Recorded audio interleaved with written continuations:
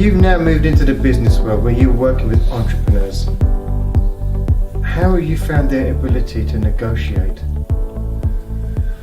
Well, hostage negotiators really kind of dealt with two types of people on a regular basis. People that are kind of upset or concerned or worried or felt like they had a lot on the line, or real mercenary types. Mm-hmm. It's what entrepreneurs deal with. Entrepreneurs are dealing with real mercenary types. You know, an entrepreneur, hopefully your small company, you get that big contract. With the big contract with the big company. But the representatives from the big company are mercenaries. Absolutely. They will screw you into the ground. They will screw you into the ground. And the crazy thing that it took me a while to catch up on after I left the FBI, the person that will screw you into the ground is the exact profile of an international kidnappers negotiator. Really? Exactly. Same. They push you around. They pick on you. They're harsh. They can be threatening. They can be demanding. Or they, in a really nice way, they can ask you really big for really bad things. And you know what? A lot of the people tuning in can absolutely relate to that. Because in the UK especially, some of these really big corporations, especially the construction companies and everything, that's exactly what they do. In fact, there's a company that's just gone bankrupt in the UK. Mm-hmm. They were called Carillion. They were the UK's largest construction company. And actually, do you know what? Their behaviour, they just used to take the little man and they used to just take advantage of the entrepreneur. Yep. And I think the entrepreneur just didn't know how to deal with it. They just felt totally powerless. And I think Yeah, absolutely. You feel powerless because the other half of the people the entrepreneur is dealing with are not trying to screw them. So you're trying to be collaborative. It was someone and you're trying to help them. An entrepreneur wants to help people. If you become an entrepreneur, if you start a business, you want to create a business that is driven by your passion. Absolutely. That literally you have a vision to help make the world a better place. I'm going to change the world. We're bringing this product. I'm going to help people. And so half the people you deal with, they're not trying to screw you, and you work collaboratively with them, and you can make great deals. You take that exact same vulnerability to the guys trying to screw you, and he's gonna beat you up. He's gonna pound you into the ground. And so those were the two types of people that, as a hostage negotiator, we dealt with and had to deal with daily. So you take an entrepreneur, you know the two situations they're dealing with. How do you help them? Well, we what we like to call 2mm tweaks. Okay. We put in the 2mm changes, the 2mm slight adjustments. And a lot of them are, none of the adjustments were big, most are very counterintuitive. Mm-hmm. Or most are like, you have an experience that tells you that it won't work when in fact you just weren't doing it right. A great one is, there's a negative dynamic between two people. If I'm doing business with you and I sense a negativity from you, then my experience is if I say, look, I don't want you to feel negative about this, it's going to make you mad. And it's going to backfire. I don't want you to think I'm pushing you around. I don't want any negative you want to deny. Your emotional intelligence, your gut instinct is appropriately picking up there's a negative there. You want to say, don't feel that way because it's not true. You do that and it didn't work, or it either fell on deaf ears or made things worse. So the 2mm change, the hostage negotiator, don't deny it but observe it. Because empathy, again, is understanding the other side's side without agreeing or disagreeing. So in theory that sounds okay, but in practicality, if the other guy thinks I'm a bad guy, or if you think I'm pushing you around, you don't want to call it out in a soft way. You want to say, either don't do that, don't think that, or stop doing it.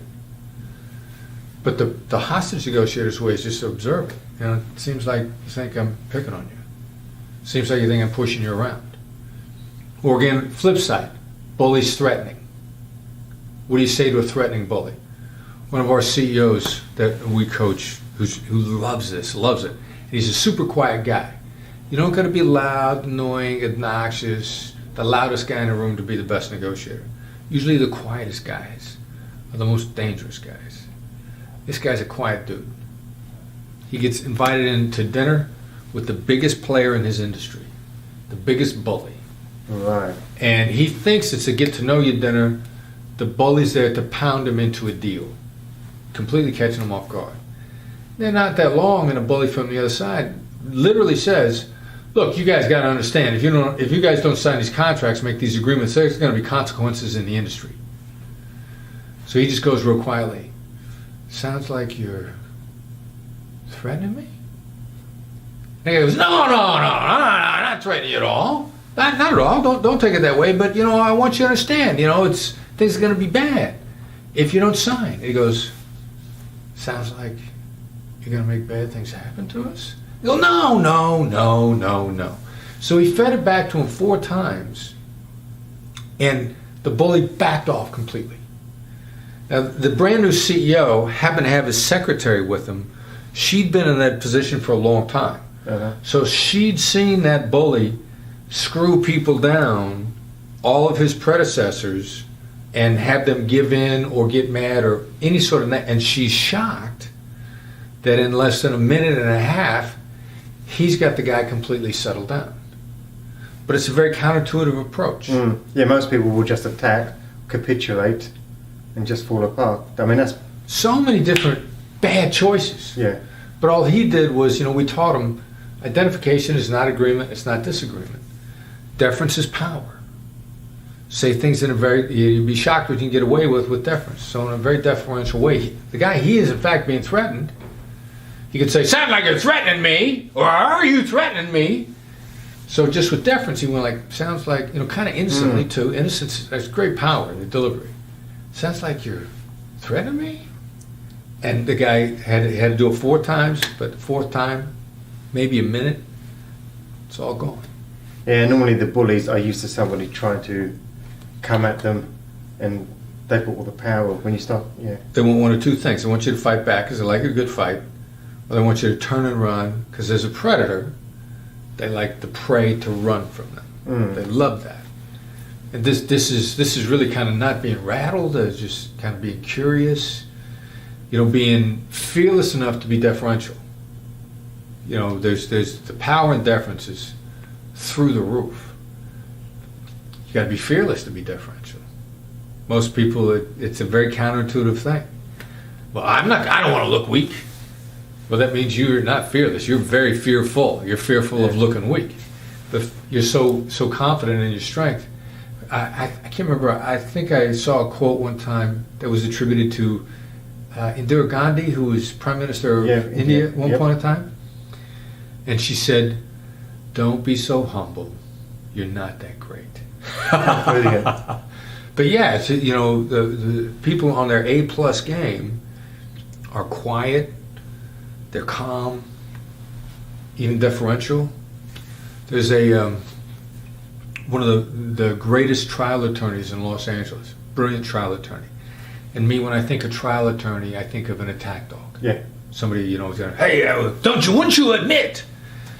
I get him to talk to my class, and he walks in and he says, secret to negotiation is being nice and gentle. Because he knows, first of all, you look fearless, you look like nothing rattles you, and the bully will drop their guard. And you want the bully to drop his guard. And that's the only way to get the bully to drop their guard. Absolutely. So your book, an entrepreneur's watching this, they're thinking, okay, how is the book going to help them? Right. As an easy read, I tell a lot of people, read the first 5 pages. Don't read after 5 pages if you like it. Promise me you read the first 5 pages. Because in the first 5 pages, there's a very counterintuitive way of defending yourself that's really digestible. Like, you see how it works, you know what I want you to do. You don't have to be Elon Musk. You don't have to be the most Stephen Hawking. You don't have to be the most brilliant man on the planet or woman to understand what I'm trying to get you to do. It's counterintuitive, some of it will scare you. But it's very digestible, and all you have to do is be willing to try. Because it's it's simple to learn. It's not complicated. It's scary. Yeah. Counterintuitive stuff will scare you, but that doesn't mean that you don't understand the methods I'm trying to get across. Well, they need to practice it, really, don't. That's the thing. It's actually when you're exposed to something new, yeah, it is scary. Yeah. But the reality, if you're going to want to sort of be successful and actually be a great negotiator, guess what you're going to have to do? Practice. You gotta take it for a road test, right? Absolutely. I mean, take it for a test drive. Well, Elizabeth earlier in her keynote speech today She did say, well, practice makes permanent. Yeah. And that's an absolutely great quote. That's a great quote. Very good. And that's exactly what happens, because you build the neural synapses. You build that unconscious competence. Practice. So what would be the top tips you would give to entrepreneurs? They're tuning in. What would you say to them? What are the top tips around negotiation? With just a little bit more time up front in the negotiations, makes implementation far easier. We like to say yes is nothing without a how. People love yes. Yes doesn't do you any good. How is where money is made. How is into implementation, how is into profits. And the other tip is, there's a significant number of people you're doing business with that are only going to waste your time. An entrepreneur is desperate for the first deal, or they're living deal to deal, and the idea of saying, like, no, push people away. Well, what ends up happening is you get a lot of people wasting your time. If you can eliminate the people wasting your time, then, they say air rushes into a vacuum. The people that won't waste your time are going to appear in front of you. Absolutely. Or I'm no longer marketing to the guy who's not going to buy. As soon as I put my efforts someplace else, the person who is going to buy, I'm going to find him. So get rid of bad deals, bad customers, bad prospects first. We actually call it proof of life of the deal. Okay. Find out, because as a hostage negotiator, if they haven't got my victim, why would I want to negotiate with them? And that happens a lot in hostage. In international kidnapping, fake groups will call the family claiming to have the person trying to get a quick payment, and sometimes get it. They never had the person. Yeah. No proof of life. And it's the same thing with business, really. Exactly right. And actually, what's quite interesting? One thing I picked up today is a lot of people go out there and they get all the best sales training in the world, but actually that still doesn't get the results because they're still not asking the right questions. As you say, they don't find the proof of life for the deal. Proof of life for the deal. Yeah. So And which that's means powerful. be willing to understand that you got to get proof of life from the person that you're talking to first. Yeah. I'll give you one of our insiders' tricks. Early on in the deal, you need to say to somebody, "Why me? Why would you ever do business with me? There's all sorts of vendors out there. There's a lot of people that deliver. You got great relationships already. Why me?" Now, what you need to know is you already know why you, but you don't know the parts of the why for you that fit to them. Yeah. So what they will do, the value proposition, if you will, that will trigger them into telling you which part of your value proposition is actually valuable to them. Or, if they don't respond, you're the fool in the game. Yeah. They're trying to get information from you. They never plan on doing business with you, but they want as much information from you as possible. Yeah, in the UK we call it the yardstick, Yeah. where they'll get you to come out, they'll squeeze you for information, and they'll use that information to then trade with other people, batter down their price. Exactly right. Yeah. Yeah. And so that probably, chasing a deal that will never happen hurts entrepreneurs more than anything else. It happens all the time. It's day in, day out for many of them. Yeah. And so we coach people how to get rid of that stuff, clear it away, so you can find the people that do want to do business with you. Because the air rushes into a vacuum. You're going to find those Absolutely. people. And again, same thing. I mean, whether you're dealing in a sales scenario, whether you're dealing with teams as well, with your own team, this stuff really does help, doesn't it? Yeah. Creates good, positive, healthy relationships. Yep. It probably allows you to become that stronger leader within your organisation. Absolutely. Yeah. Absolutely. Yeah, it does. So there's a lot of great learnings to be had here. And for those of you that are on today's episode, I would highly recommend you go out there, and your book's available in audio as well. Yep. So you can either get it in the book format or the audio format. Start looking at negotiation, because the reality is sales training is crucial, but like negotiation, well, that's part of any process, whether it's sales, whether it's leadership. If you can negotiate, you're 3/4 of the way there. Well, Chris, you know what? Thank you so much for joining us today. My pleasure. If there's anything that you relate to today that you want more information on, you want to dig a bit deeper, head over to Bulka.com and get in contact. We've got Chris's details on file. If you want to get hold of Chris, let us know. We'll introduce you.